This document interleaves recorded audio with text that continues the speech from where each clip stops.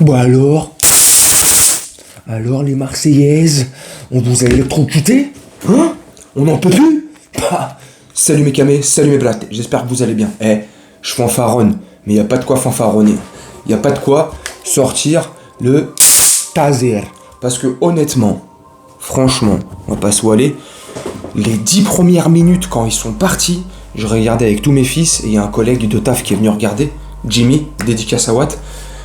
Les 10-15 premières minutes, comment ils sont partis, franchement, t'as vu mon camé, comment c'était mortel. On s'est dit, paf, le classico est lancé, ça va être un super beau match, ça va être un beau classique, ça faisait longtemps qu'on n'avait pas vécu un beau classique dans le jeu, tendu, nerveux, tout ce que tu veux, bref. Ça a duré un quart d'heure.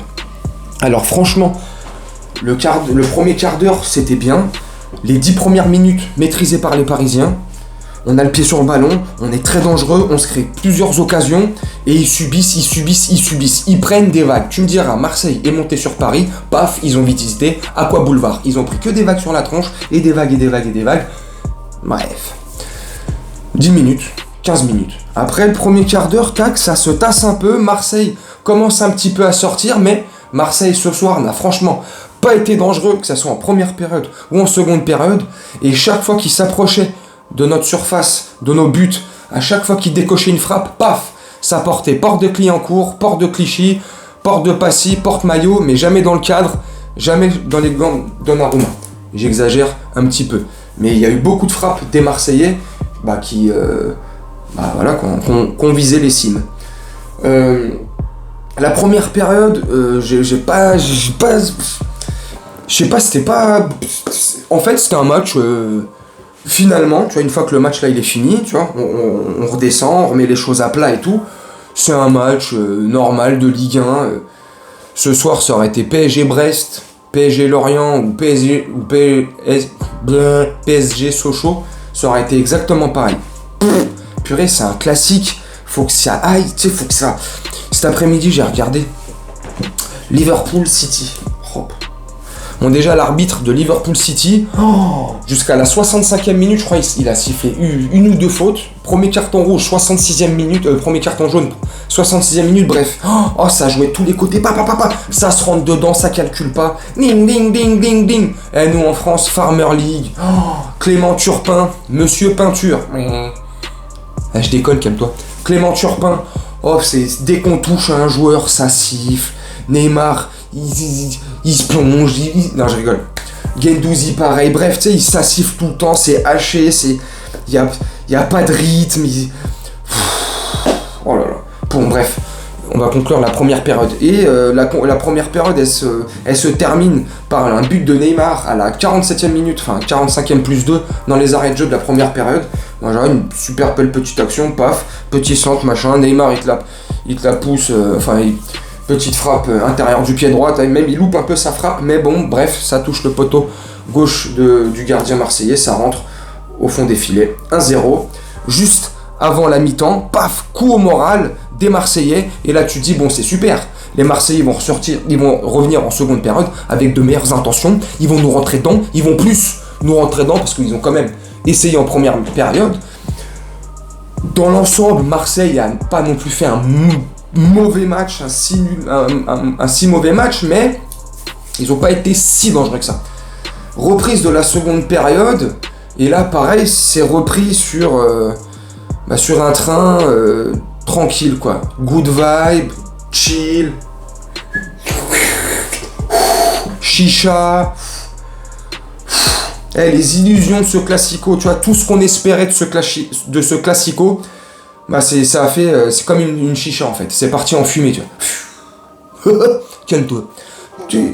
Seconde période, bof, fait de jeu, Gigot d'Agneau, il découpe, Gigot, il a fait de Neymar un gigot, il découpe, je vais être honnête, pour moi, il touche pas Neymar, mais c'est le geste qui vaut le carton rouge parce qu'il arrive de loin, s'il chope la cheville à Neymar, ça peut être potentiellement grave ou dangereux pour le joueur, pour sa santé, donc je pense plus que c'est l'action, c'est l'agressivité, c'est comment il arrive, les deux pieds décollés, il est passé, TGV, bref, je pense pas qu'il le touche, bref, 72e minute, je crois, 71e, 72e minute, carton rouge, puis à partir du moment où il y a le carton rouge, là ça y est, c'était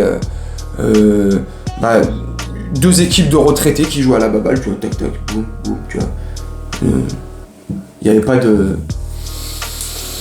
Il y a eu quelques bonnes petites phases des Parisiens, des bonnes animations entre notre trio d'attaque.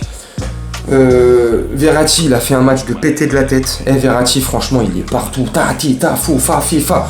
Notamment sur le but en fin de première période de Neymar. C'est Verratti qui vient. Tu sais, il est là. Comme tu connais, comme d'habitude, il arrive en taclant, il est déjà couché. Il récupère le ballon. Bref, il se fait marcher sur le genou par Balerdi. Si je dis pas de bêtises, bref, c'est comme ça qu'on récupère le ballon et au bout, Neymar met le but. Mais Verratti a un match exceptionnel, un gros match, comme à chaque fois, tu me diras, Verratti en ce moment, il est bouillant sa race depuis la fin de saison dernière.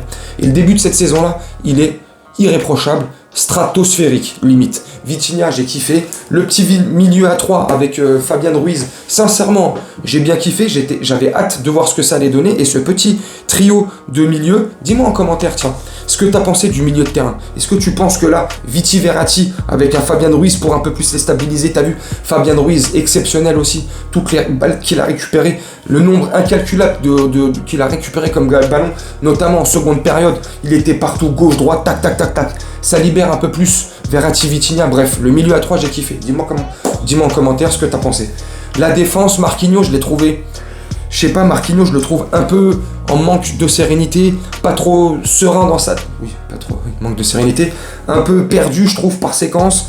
Ce soir, notamment, il a 2-3 petites phases où je trouve qu'il passe complètement à côté, mais il a pas fait un si mauvais match que ça. Danilo, j'ai kiffé jusqu'à ce qu'il se blesse en milieu de première période, remplacé par Mukiele. Mukiele, je trouve qu'il a fait un match pas terrible, j'ai pas trop kiffé. Bernat sur son côté gauche, ça va. 2-3 errements défensifs pendant le match, mais sinon ça va. Hakimi, je trouve qu'il a fait un très bon match. Pareil, 1 ou 2 petits errements défensifs, mais dans l'ensemble, ça va quand même.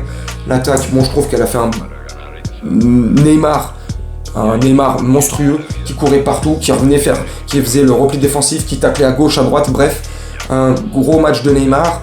Messi, un bon match de Messi, ça va, c'était pas non plus un gros match de Messi pour sa reprise, ça faisait 2 matchs qu'il avait loupé pour petite gêne musculaire.